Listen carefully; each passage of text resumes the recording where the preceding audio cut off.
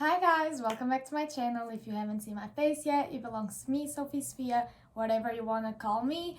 And these are all the books I read in the months of July and August. So I read a total of 13 books in July and August. I don't know, I don't think it's a lot personally for the time I had. Also, I didn't read anything in August until the last 2 weeks of August because I was on vacation and stuff. So reading 5 books in 2 weeks, for me, it's a lot. So yeah, we're gonna start by the first one. So I literally finished this book on July 1st, and Wherever You Are by Chris and Becca Ritchie. It's the second book on the Bad Reputation duet, which is basically a spin-off of the Calloway Sisters series, even though I consider Gillo, Garrison, and Willow a part of the whole world and a part of the Calloway Sisters series. They're literally my favorite couple. I love Addicted Calloway, but Garrison and Willow are literally my favorite couple. So I ended up giving this book 5 stars. Like, it was amazing. I loved every single second of it. Please, just for the sake of it, read the whole series, which is also amazing, just to get to these ones, because they're literally everything. They mean the whole world to me. I love them. And then I went into Share Me by Tahereh Mafi. I'm so sorry if I said the author's name wrong, but this is basically like a dystopian novel, which is not my thing at all. I rarely read fantasy. I think in my whole life I've read like 2 to 3 fantasy books. I'm able to get into Ekatar, which is A Court of Thorns and Roses, which is like romantasy, which is basically romance like mixed with fantasy. I wasn't able to get through that first book, so I'm not like a fantasy dystopian girly. This is literally not my type of book at all. But this is actually a friend of mine. This book is from a friend, and she was like, Sophie, you need to read this. Like, I'm obsessed with the series, and everyone was raving about it, and literally people who didn't read dystopian or fantasy were loving the series. And I was like, okay, I'm gonna give it a shot. I did, and I'm so glad I did, because I gave 5 stars to this. So this is basically about a girl who has this special power, if you want to call it that. Her touch is literally lethal. So she's basically being held prisoner in this like place, which is run by the Reestablishment, which is basically the government of this world and this series. And you discover so much. Like, you go through everything that happened in her life until now, and how she's figuring out like her power and stuff, and you just literally go through it. And I loved it. It was such a simple read, and it was so fast-paced. I loved it so much. And then I went into Destroy Me, which is the first like novella of the whole series. It really takes part after the first Share Me book, and I don't rate novellas because I feel like this is just a connection between books and not an actual book, you know? So I don't feel like okay rating them. But for me, like, it was super okay. It is this little connection to go into the second book, so let's do it. And I went into Still Beating by Jennifer Hartman, and oh my god, I don't know if I can say a lot about this book because I didn't know what this book was about, but it's a dark romance and very dark. Okay, search up trigger warnings if you're going to read this one. And it's basically an enemies to lovers forced proximity, literally. And I'm not gonna tell you anything much about it because I went into it blindly, and I think that was the best thing I could have ever done. But just know that I gave this book 5 stars, and it's very, very graphic. It's not a light book, so be aware of this. But read it, okay? It's very good. Then, because I was obsessed with this author, I went and read Lotus, which is like, it's not a continuation of Still Beating, but you discover something at the end of Still Beating that is going to lead you to Lotus.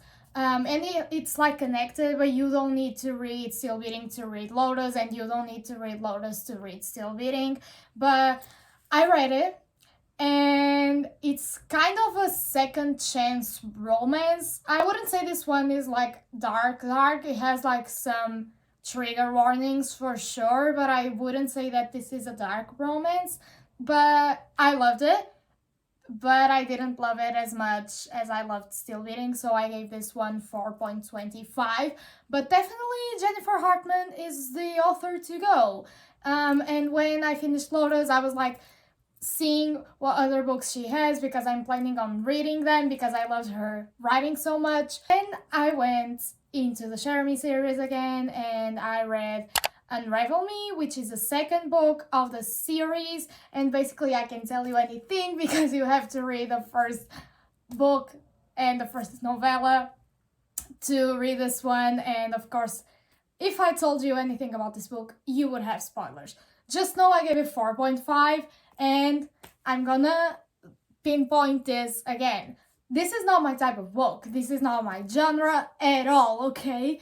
But I loved it, and it's so good, and it's so addicting. The series is so good. I like Aaron Warner.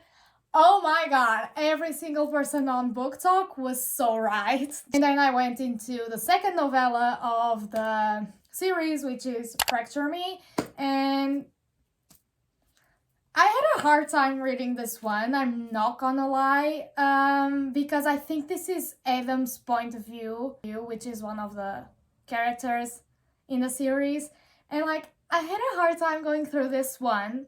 I'm not gonna lie, okay? Not gonna lie. So I'm not gonna rate it because it's a novella, but just bear in mind that you're gonna, like, I feel like you have to read the novellas. There's no way you won't read the novellas. Like, it doesn't make that much sense without reading them, because again, it's like a connection. But this one is a hard one to do, and that's why I stopped with the Jeremy series on this one, but I plan on going back into the Jeremy series this month. When I tell you that this book, I got this book in like 2021, I had never read it, and I picked it up in 2021. I read like 70 pages and DNF'd this because I was like, okay, this is going to be a long book, I don't know if I'm gonna like it. And oh my god, why did I DNF this? Because it's Red, White, and Royal Blue by Kwesi McQuiston, which is a queer author. And this, okay, the movie came out on Prime Video. I wanted to watch it. I didn't want to watch it without reading the book. You're gonna get through it, Sophie, and I'm so glad I did, because I gave 5 stars to this. So basically, this is an MM romance, and it's I'm sure you've all heard about it, but it's a romance between the son of the President of the United States and the Prince of Britain.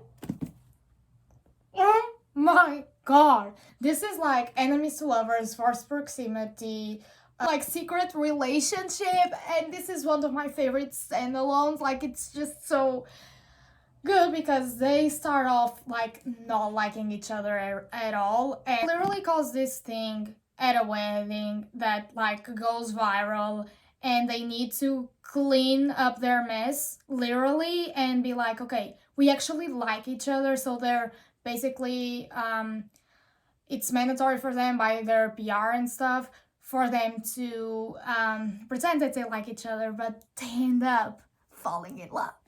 And it's so good. So good. Like, go read this, please, and then go watch the movie, because I actually enjoyed the movie a lot, even though it's not as good as the book, of course. But Oh my god, like this is so good. I gave it 5 stars. Then I read Offside by Avery Keelan, which after reading Red, White, and Royal Blue, I was like, I need that feeling again. I need that 5-star feeling again. So I wanted to read something like just easy that wouldn't take a lot of my mind to read. So I was searching through TikTok and everyone was talking about this book. And I was like, okay, it's a hockey romance, sports romance, blah, blah, blah, blah. And I love sports romance. I love hockey romance. Like I'm a slut for like sports romance. It means the world to me, even though I hate sports. Like, I hate sports. I hate doing them. But I love reading about them. Basically, a romance between a guy and a girl, and he's a hockey player, and he's a rival of her brother's team and her ex-boyfriend's team. And she's crazy about hockey because her brother plays it, her ex-boyfriend played it. She knows like a lot of stuff about hockey.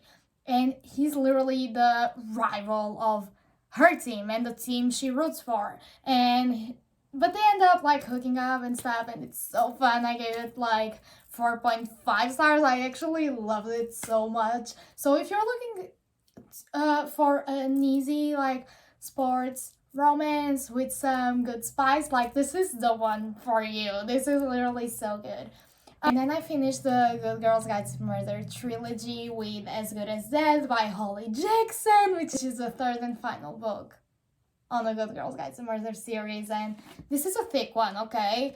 Like, it took me a while to get through this, and I didn't love it as much as I loved the first two, but I can't stop thinking about that ending. And Holly Jackson, let me be clear, I need, because we didn't have an epilogue on this, I need an epilogue of Pip and Ravi. Like, I can't believe you didn't give me an epilogue of them. Like, I will read anything you write about Pip and Ravi because I'm so in love with them. And I don't know, like, I just love this series. This series has such a special place in my heart. If you don't know this series, which I think you do, if you're watching this video and if you watch like book videos, but this is a mystery thriller series.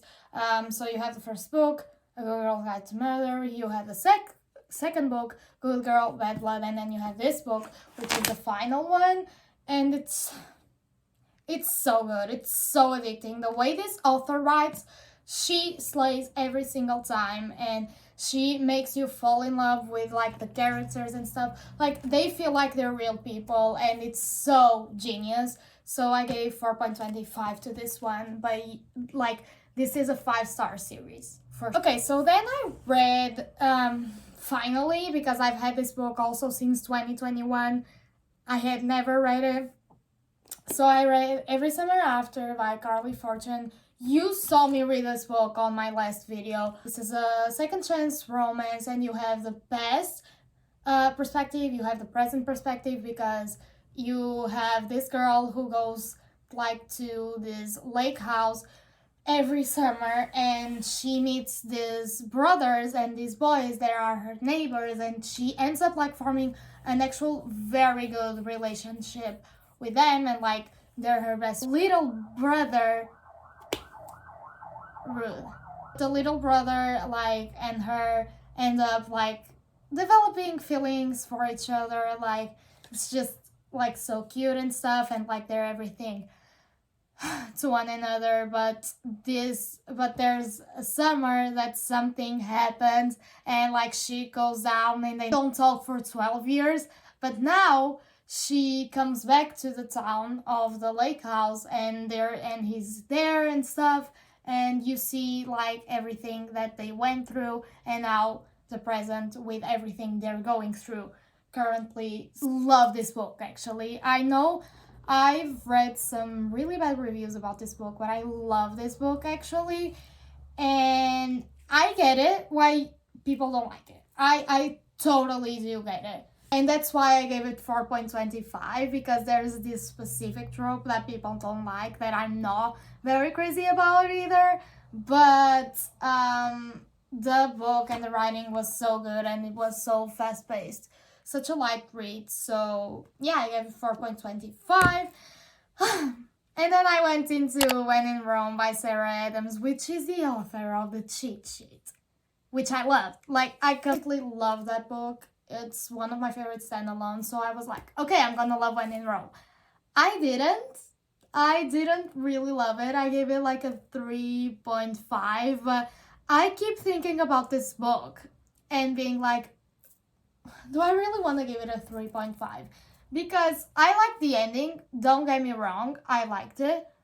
I don't feel like it's a 3.5, but the tropes are so fun. It's like one of us is famous, small town romance, grumpy sunshine, because you have Amelia, who is literally a pop star, and she is fed up. She's literally going through it. So she's like, I need to go to a place to forget about all of the craziness in my life. Amelia, which is the main character, can't go to actual Rome in Italy, so she's like, what's the closest Rome to me? And it's Rome, Kentucky, and there she goes. She meets Noah there, which is like this grumpy pie shop owner, and basically they fall in love. Not a lot happens. Like, this book is so, like, it's cute, but it does, like, nothing happens in the book until you get to the end of the book, literally. Until you get, like, into the last 50 pages, nothing super interesting happens. And then I went into the last book I read this month, actually, because I tried starting Loving the Time of Serial Killers. I couldn't get into it, so I was like, okay, what is everyone talking about? I went into TikTok, Larry Reads was talking about this book, which is Iced Out by C.E. Ritchie, and I was like, oh my god, the premise of this book seems so good, which is an MM romance. They are hockey players, they play on the same team, but they were enemies in high school, so they still have like this tension between them, and they're like, oh my god, I hate you, I hate you, I hate you, you know? And we don't play well because we don't have chemistry while playing because we hate each other. But then some night they're at a party and they do stuff together. And because they're hockey players and every like single athlete is so superstitious. Like, I'm sorry, like every single athlete I've met, my boyfriend is an athlete, like they're so superstitious. Like my boyfriend, when he goes to his favorite football team games, he literally has to enter through the same gates of the stadium every single time. Like, it's crazy. And like, his dad and him have to park at a very specific spot, like every single game. Like, it's crazy. And they also are superstitious, and they do stuff, and the game goes well.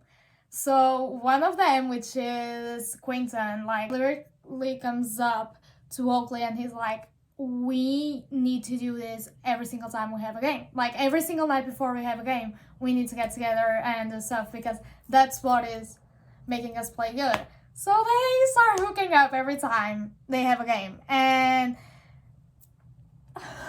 I love this. Like, you have no idea. I was literally falling reading this book. The spice is so good. Like, it's one of the best spice I have ever read in my life. I think I'm gonna download another book by this author because I can't even talk about it because it's so good. I gave it 5 stars. It's so good. I love this.